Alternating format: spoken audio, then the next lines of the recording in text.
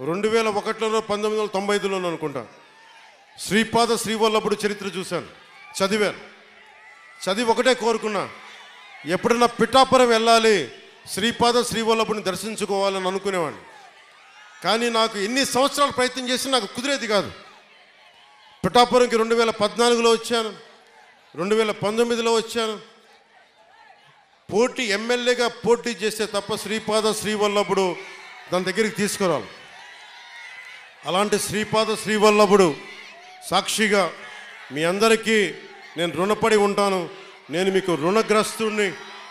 మిమ్మల్ని మీ సమస్యల్ని మా గుండెల్లో పెట్టుకుంటాం. మేము ఒక్కరం కాదు, ఇక్కడ పెద్దలు వర్మ గారు ఉన్నారు, యువ నాయకులు కృష్ణరాజు గారు ఉన్నారు, జనసేనకి ముందుండి నడిపిస్తున్న జనసేన నాయకులందరూ పేరు పేరున ఉన్నారు. మనకి మర్రెడ్డి శ్రీనివాస్ గారు ఉన్నారు, వీర మహిళలు ఉన్నారు, ప్రతి మండలానికి చెందిన నాయకులు ఉన్నారు. మేమందరం సమిష్టిగా, అలాగే ఉదయ్ శ్రీనివాస్ ఎంపీగా ఉన్నారు, మేమందరం సమిష్టిగా పనిచేసి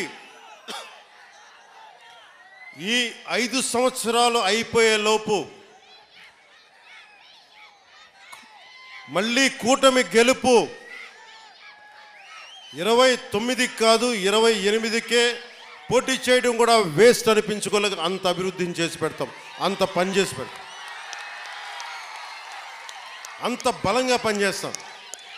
నాకు కొన్ని సమస్యలు ఉంటే, కొన్ని చేయలేని పరిస్థితుల్లో మీ దగ్గరికి వచ్చి జవాబుదారీతనంతో ఉన్న వ్యక్తిగా నేను మీకు చెప్తాను, ఈ పని అనుకున్నాం, ఈ పని ఇట్లా అవుతుంది, ఎప్పటికప్పుడు దాని ప్రోగ్రెస్ మీకు తెలియజేస్తా అని తెలియజేసుకుంటూ,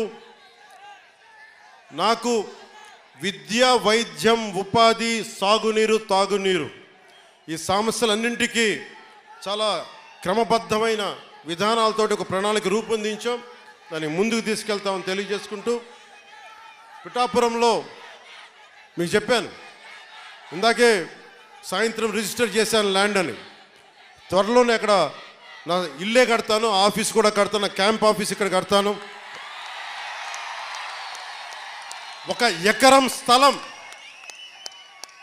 1 ఎకరం 2 ఎకరాల స్థలం, పార్టీ ఆఫీస్ ఈరోజు నాకు బాధగా ఉంది, రోడ్ల మీద ఉండిపోతూ ఉన్నారు. జనసేన ఆఫీస్కి రావాలి అంటే ముందు వాకిళ్ళు తెరిచి ఉండాలి, అందుకే నాకు 2 ఎకరాల స్థలం పెట్టండి, ఎవరు వచ్చినా ముందుకు రావాలి.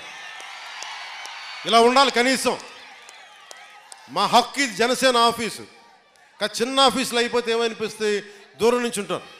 ఇంత ప్రేమగా వచ్చిన మీకు గేట్లు తెరిచి జనసేన మిమ్మల్ని వచ్చి రా అని చెప్పేలాగే 1 ఎకరం 2 ఎకరాల స్థలం, మీరు వచ్చి సాయంత్రాలు కూర్చున్నా నాకు ఇబ్బంది లేదు, మాట్లాడుకునే ఇబ్బంది లేదు, ఇలా రోజు మాట్లాడుకునే నాకు ఇబ్బంది లేదు. పిఠాపురం అంటే నేను చిన్న రైతునండి. ఇక్కడ కళ్యాణ్ బాబు గారు స్థలం కొనుక్కున్నారంటండి. ఆ కొనుక్కోవడం వల్ల మాకు చాలా సంతోషంగా ఉందండి. ఇది పల్లం మునిగిపోతుంది బాబు.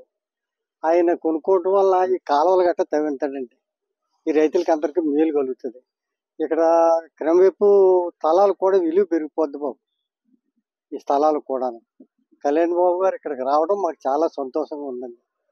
మీ పేరుని? నా పేరు వడ్లపూరి అప్పారావు అండి. నాకు ఎంతో లేదండి, 11 సెంట్లు ఉంది బాబు. పొలం చేస్తుంటారు? చేసుకుంటాండి, ఎకరం 1/2 ఎకరం చేసుకుంటానండి. ఆ గేదెలు మేపుకుంటా ఎప్పుడు ములగదండి. బాగా వరదలు వచ్చి ప్రాజెక్ట్ బాల్ లెగ్గొడేస్తే మునిగిపోద్ది బాబు, లేకపోతే ఎప్పుడు ములగదండి. అప్పుడు నష్టం వస్తుంది బాబు, నష్టం వస్తుందండి. అప్పుడు మా గవర్నమెంట్ ఏమో అనుకోవటం లేదండి. ఇప్పుడు బాగుంటదండి, చాలా సంతోషంగా బాబు. కళ్యాణ్ బాబు గారు రావడం వల్ల ఆయనకి అన్ని పేదరికాలు కూడా అన్ని తెలుసండి. 3 రకాల సినిమాలు తీసినోడు, కష్ట సుఖాలన్నీ తెలుసు కాబట్టి ఆయన మంచి చెడ్ల ఆలోచించి ఏం చేయాలో చేస్తాడని మాకు నమ్మకం. ఇక్కడ మునిగిపోద్దండి, దీని వల్ల మెరక చేద్దారే, కాలువ దవ్విందారే అన్న ఒక ఉద్దేశం ఉంది బాబు. ఉద్దేశం మీద కొన్నారనుకుంటున్నారు. అధికారులు బాగా పనిచేస్తారండి.